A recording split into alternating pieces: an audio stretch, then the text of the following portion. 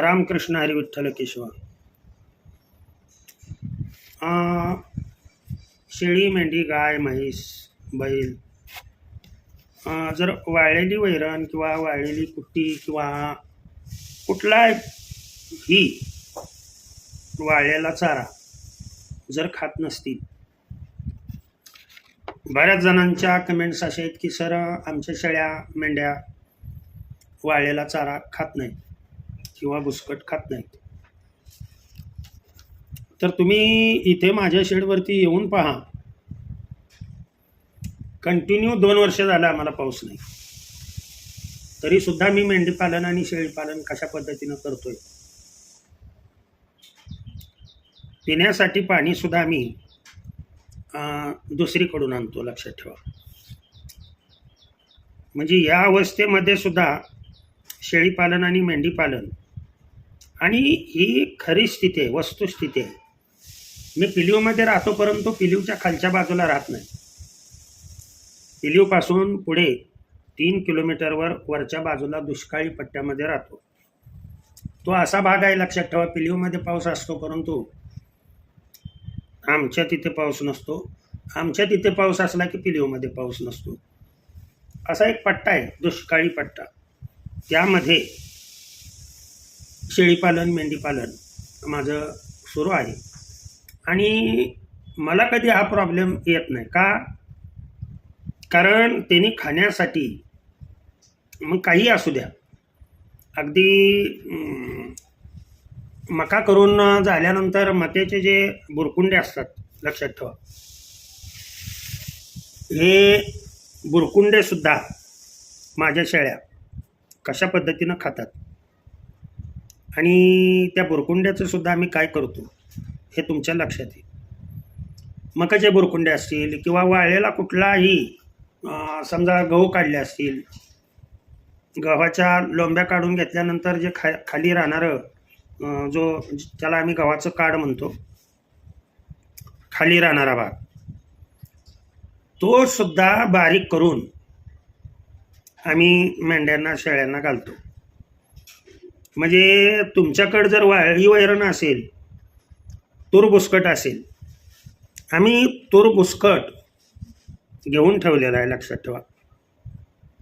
हे तूर बुसकट कितीही मोठा असू द्या, काड्या जरी असल्या तरीसुद्धा त्या काड्यासुद्धा जनावरं कशा पद्धतीनं खातात ते तुमच्या लक्षात येईल.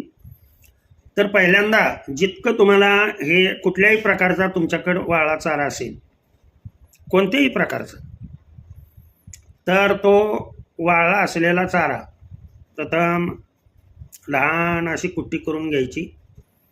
आता माझ्याकडं तूर भुसा सर्वच काही असा प्युअर येत नाही, तर त्याच्यामध्ये काड्या असतात. मग आम्ही काय करतो, तो तूर भुसा कुट्टी मशीनमधून टाकला की पार अगदी त्या काट्यांचा भुगा करत असतो आणि बारीक करत असतो. लक्षात ठेवा, या गोष्टी लक्षात ठेवा. आपण वेस्ट जाणाऱ्या मटेरियलचा सुद्धा कशा पद्धतीनं उपयोग करायचा, फक्त करणारी व्यक्ती पाहिजे आहे. आणि ज्यांच्याकडं ओला चारा आहे त्यांनी सुद्धा हा वाळला चारा मी असं ज्या पद्धतीनं सांगतो त्या पद्धतीनं वाळला चारा तुम्ही घातल्याशिवाय, ऋतू कोणताही असू द्या, उन्हाळा असू द्या, पावसाळा असू द्या किंवा हिवाळा असू द्या, ऋतू कोणता जरी असेल, तर वाळला चारा हा शेळी, मेंढी, गाय, म्हैस यांच्यासाठी पाहिजेलच. दुधाला फॅट लावायचे म्हणलं, लक्षात ठेवा, तर वाळला चारा त्या गायीनी म्हैस यांनी खाणं आवश्यक आहे. तर असा कुट्टी करून, कुठल्याही प्रकारचा कुट्टी करून हा चारा घ्यायचा, सर्व जनावरांसाठी सांगतो मी. आणि कुट्टी केलेला चारा असा पसरायचा, एका कागदावरती असा पसरायचा, जेवढा पाहिजे तेवढा आपणाला. आणि त्या कागदावरती आता मी हे सांगतोय, साधारण 100 किलो चारा जर असेल, लक्षात ठेवा, तर त्याच्यासाठी 20 लिटर पाणी घ्यायचं. 20 लिटर पाणी, नीट लक्ष द्या. 2 किलो ते 3 किलो गूळ घ्यायचा. गूळ, साखर घेतली तरीसुद्धा योग्य. तुम्हाला जे परवडेल ते घ्या. कमीत कमी पाणी 10 लिटर असावं, जास्तीत जास्त पाणी 20 लिटर असावं. अगदी 10 लिटर जरी घेतलं लक्षात ठेवा तरीसुद्धा नो प्रॉब्लेम. परंतु जेवढं पाण्याचं प्रमाण जास्त असेल तेवढा तुमचा चारा पूर्णपणे तुम्हाला ओला करता येईल. आणि त्या पाण्यामध्ये 3 किलो गूळ किंवा 3 किलो साखर हे 100 किलो चाऱ्यासाठी चालले.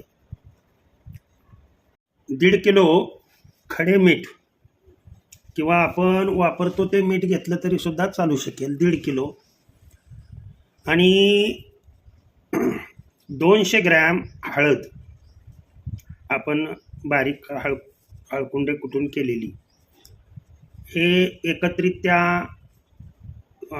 10 लिटर पाण्यामध्ये मिसळायची, विरघळू द्यायचं पूर्णपणे. आता याच्यामध्ये 100 ग्रॅम आठवड्यातून एकदा टाकायचं बरं का. हे जे आत्ता मी सांगतोय हे आठवड्यातून एकदा टाकायचं फक्त. बाकीचे तिन्ही दररोज वापरायचे. 100 ग्रॅम मिनरल मिक्सर 100 किलोसाठी सांगतोय हे, याच 10 लिटर पाण्यामध्ये टाकायचं. आणि तो 100 किलोचा जो चारा आहे तो चारा पसरल्यानंतर त्या चाऱ्यावरती हे पाणी शिंपडायचं. खालीवर खालीवर चारा करून पूर्णपणे, म्हणजे खालचा वर वरचा खाली मिक्सअप झालं पाहिजे. हे मी जे आता सांगितलेलं जे पाणी आहे ते सर्व चाऱ्याला लागलं पाहिजे. ह्या गोष्टी लक्षात ठेवा. आणि तो चारा खालीवर खालीवर 1-2-3दा केला की पुन्हा त्याच कागदामध्ये मुडपून ठेवायचा आहे. आता तुम्हाला ज्यांच्याकडं खूप जनावरं आहेत त्यांच्यासाठी एवढा खर्च म्हणजे किरकोळ आहे, लक्षात ठेवा. जर तुमच्याकडे जनावरं कमी असतील, 50च असतील, तर 50 किलोच करा. 1 किलो तर खाद्य तिच्या पोटामध्ये गेलं पाहिजे. हे साधं सोपं लक्षात ठेवा. जर तुमच्याकडे 25च असतील तर 25च किलो करा आणि त्या पद्धतीनंच हे सांगितलेले पदार्थ वापरा. मुडपून ठेवायचं एक अर्धाभर तास, पुन्हा उघडं करायचं. आपलं खालीवर जरा थोडंसं केलं किंवा चारी कोपऱ्याने धरून असं हलवलं तरी सुद्धा ते मिक्सअप होतं. आणि मग पुन्हा थोडंसं एक अर्धाभर तास हवेत असं ठेवायचं की पाणी त्याच्यामध्ये मुरावं. त्या चाऱ्यामध्ये पौष्टिकता, गुणवत्ता या चाऱ्याची आपल्याला वाढवायची. आता याच्यामध्येच मी तुम्हाला युरिया जर सांगितलं पाण्यामध्ये, तर तुम्ही युरियाचं प्रमाण कमी जास्त करता, त्याच्यामुळं विषबाधा होण्याची शक्यता असते. त्याच्यामुळं युरिया काय तुम्ही वापरू नका, तुम्हाला ते जमणार नाही आहे. आणि त्याच्यामुळं मी कुणाचा तोटा करू इच्छित नाही बाळांनो.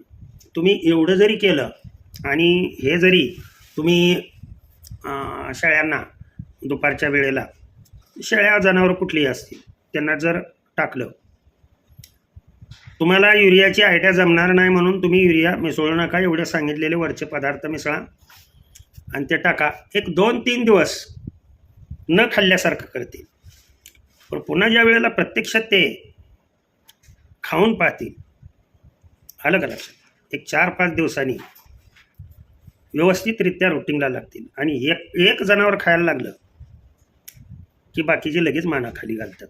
फक्त एकाने त्यातल्या खाऊ द्या. लक्षात ठेवा या गोष्टी.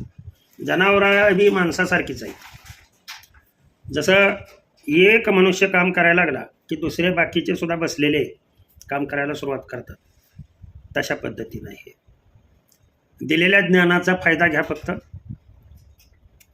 ज्या जुन्या पद्धती आहेत, अगदी 20-25 वर्ष झालं मी अवलंबात आणतो, त्या तुम्हाला सांगितल्या.